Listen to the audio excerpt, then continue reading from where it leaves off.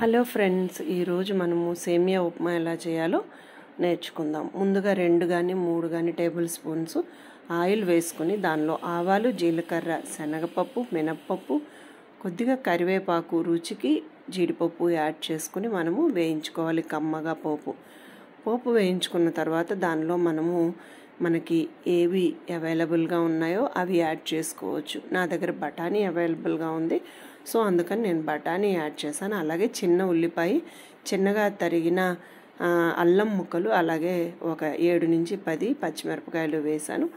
ఇవి పోపుతో పాటు సమానంగా మనం వేయించుకున్న తర్వాత దీనిలో మనం వాటర్ మిక్స్ చేసుకోవాలి. మీరు కావాలంటే వెజిటబుల్స్ కూడా యాడ్ చేసుకోవచ్చు. క్యారెట్, ఆలు, టమాటా అలా యాడ్ చేసుకున్నా కూడా బాగుంటుంది. కాకపోతే రెండిటికి టేస్ట్ అనేది కొద్దిగా డిఫరెంట్గా ఉంటుంది. సో ఇప్పుడు వాటర్ అనేది యాడ్ చేసుకోవాలి. వాటర్ ఎప్పుడు కూడా మనం ఎంత సేమియా తీసుకుంటున్నామో అంత మాత్రమే వాటర్ వేసుకోవాలన్నమాట, లేదు అంటే మెత్తగా అయిపోతుంది. సో వాటర్ యాడ్ చేసిన తర్వాత రుచికి తగిన సాల్ట్ వేసుకొని ఇప్పుడు వాటర్ బాయిల్ అయ్యాక సేమియాని యాడ్ చేసుకోవాలి.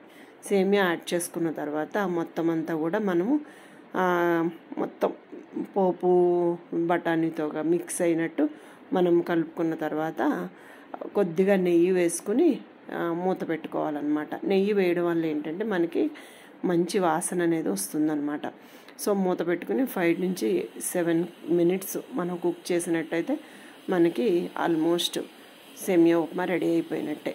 సో ఇప్పుడు మనము దింపే ముందు కొద్దిగా కొత్తిమీర కానీ పుదీనా కానీ యాడ్ చేసుకుంటే మనకి గుమగుమలాడే సేమియా ఉప్మా రెడీ అయిపోతుంది అనమాట. ఈ వీడియో మీకు నచ్చింది అనుకుంటున్నాను. నచ్చితే కనుక లైక్ చేయండి, సబ్స్క్రైబ్ చేయండి. Thank you for watching.